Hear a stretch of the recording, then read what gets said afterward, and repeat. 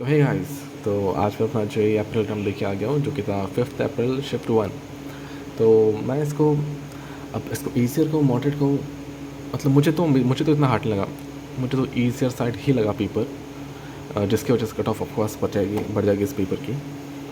तो easier side पे था, मतलब जब लाइक मैं गया, पेपर दिया, ऐसे कुछ ऐसा दिक्कत नहीं हुई मुझे अंदर जाने में। और पेपर शुरू हुआ।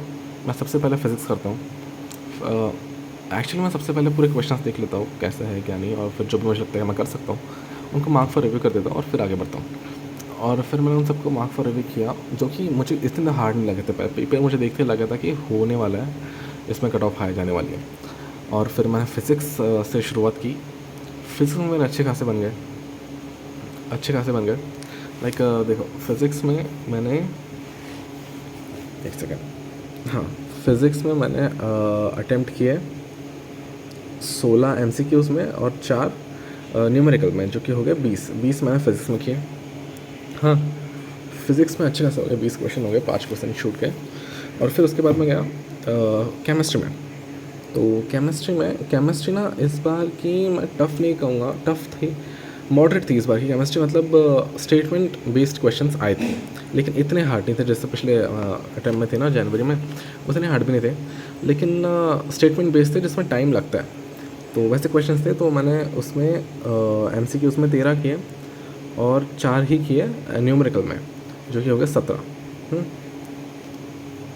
ऐसे 20 और 17 तो ठीक ठाक ही कहूँगा मैं पेपर। और फिर मैथ्स में गया, और मैथ्स में ज़्यादा नहीं किए, पर हाँ, न्यूमेरिकल सॉरी एमसीक्यूज़ में 6 किए और न्यूमेरिकल कुछ नहीं किया, तो मैंने ये 6 हो गया।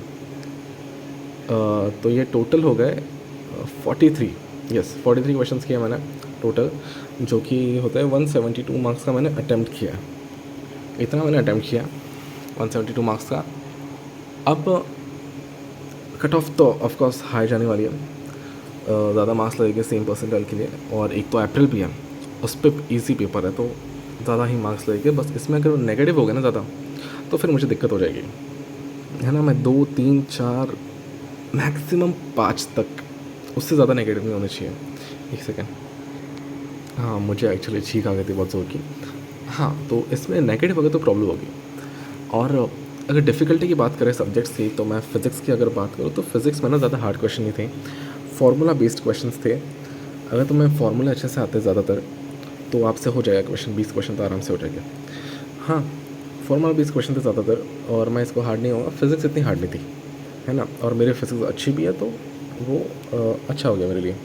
और अगर केमिस्ट्री की बात करूँ तो मॉडरेट थी, स्टेटमेंट बेस्ड क्वेश्चन थे, स्टेटमेंट बेस्ड क्वेश्चंस थे। और हाँ, लंबा टाइम लेने वाला असर्शन रीज़न ये भी थे, statements which of these are correct. और फिर कुछ कंपाउंड दिया, उसके बारे में 4 स्टेटमेंट दिए, इनमें से कौन से करेक्ट है उस कंपाउंड के बारे में, ऐसे क्वेश्चंस थे। तो वो टाइम टेकिंग थे, यस। और मेरा बहुत सा टाइम फिज़िक्स में थोड़ा ज़्यादा टाइम चला गया था, क्योंकि हो रहे थे क्वेश्चंस, और इसलिए मैंने सोचा दे ही देता हूँ, क्या ही फ़र्क पड़ेगा। तो फिज़िक्स कर लिया, केमिस्ट्री कर लिया। और मैथ्स की बात करूँ तो मैथ्स भी डुएबल थी, ज़्यादा हार्ड नहीं थी। बस मैंने मैथ्स के लिए इतना प्रिपेयर नहीं किया था, तो मुझसे इतने बने नहीं, मुझसे 6 ही बने।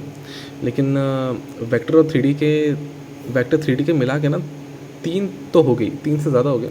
लेकिन वेक्टर 3D के मिला के लगभग 3 से ज़्यादा हो गए। ओके, वेक्टर 3D के मिला के 3 से ज़्यादा। और मैंने किया कोऑर्डिनेट का किया, अब मुझे याद नहीं आ रहा है, लेकिन इतने हार्ड नहीं थे, ठीक है। मैथ्स इतना हार्ड नहीं था। और मैं एक सेकंड देख के बताता हूँ। और अगर केमिस्ट्री की बात करें तो ज़्यादा क्वेश्चन था, लाइक केमिकल काइनेटिक्स और फिज़िकल, इनऑर्गेनिक और ऑर्गेनिक में लगभग सेम सा ही वेटेज था सबको। ऑर्गेनिक में अमाइंस वगैरह ज़्यादा हार्ड नहीं था, वही नेम रिएक्शन वगैरह। और स्टेटमेंट बेस्ड भी जो थे ना, असर्शन रीज़न, वो भी ज़्यादा हार्ड नहीं थे, सिंपल से थे, और उन्हीं का आंसर करना था। तो इतना हार्ड नहीं किया मुझे, इसलिए 17 क्वेश्चन हो गए, क्योंकि केमिस्ट्री पर भी मैं इतना ज़्यादा ध्यान नहीं देता था, बस फिज़िक्स से अच्छा था मेरा। केमिस्ट्री ठीक था, तो लाइक 43 हो गया। 172 मार्क्स का अटैम्प्ट किया मैंने। अब देखते हैं क्या होता है, फाइनल आंसर शीट आने के बाद ही पता चलेगा कि कितने मार्क्स आ रहे हैं मुझे। और फिर उसके ऊपर मैं जजमेंट कर सकता हूँ कि अब आगे क्या करना है मुझे, है ना। और अब क्या करूँगा मैं, अब लाइक 5 तारीख तो चली गई, मैं भाई 1-2 बजे घर आया और फिर 4-5 बजे जो सोया हूँ तो सीधा रात के 10 बजे उठा हूँ, 10 साढ़े 10 बजे। और फिर अभी अभी 2:30 बज रहे हैं और फिर अब मैं रिकॉर्ड कर रहा हूँ वीडियो। तो अब कल का प्लान है मेरा आराम करना। मैं शायद ड्यून के 2 पार्ट्स ख़त्म करने वाला हूँ कल के कल, और परसों से फिर अब मेरा नेक्स्ट प्लान रहेगा कि एक तो एडवांस है, एडवांस के लिए तो मैं इतना ज़्यादा प्रिपेयर, अब देखते हैं क्या होता है। लाइक मैं तो मतलब मेरी MST CET के भी हॉल टिकट आ गई है ना, तो मैं उसके बारे में अगली वीडियो में बताऊंगा कि क्या है। लेकिन मैं शायद MST CET के पीछे पढ़ूँ अभी 6 तारीख से 7 तारीख से 6 तारीख को तो इतना कुछ करूँगा मैं। ड्यून का प्लान है मेरा, हाँ थोड़ा आराम चलता है। और MST CET के लिए प्रिपेयर करूँगा क्योंकि मैं ऑफकोर्स महाराष्ट्र से हूँ और उसमें भी अच्छा किया तो मुझे बहुत अच्छे अच्छे कॉलेज मिल सकता है। तो हाँ, ये मेरा एक्सपीरियंस था 5 अप्रैल शिफ्ट 1 का। और देखते हैं अब क्या होता है। फाइनल आंसर शीट आने के बाद भी मैं वीडियो बना दूँगा। और आप बताओ आपकी कौन सी शिफ्ट थी और क्या एक्सपीरियंस रहा और कितने एक्सपेक्ट कर रहे हो आप। जो पिछली बार आई थी मेरी 90, उससे अगर मेरी 5-6 बढ़ गया तो बहुत अच्छा हो जाएगा मेरे लिए। और बढ़ने ही चाहिए, कम नहीं होने चाहिए बस। और मुझे लगता नहीं कम हो गए क्योंकि इतने ज़्यादा नेगेटिव मैं होने नहीं देने वाला हूँ।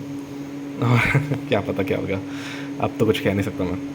तो हाँ, मिलते हैं अगले वीडियो में। मैं कल ही एक वीडियो बना दूंगा कि MST CET वगैरह क्या क्या आगे का प्लान क्या है मेरा, एडवांस या MST CET वगैरह कैसे मैनेज करने वाला हूँ मैं। और हाँ ओके, आप बताओ कि आपका पेपर कैसा गया और क्या प्लान है आपके आगे के, और क्या लगता है कितनी परसेंटेज ला सकती है या कितने मार्क्स आप एक्सपेक्ट कर रहे हो।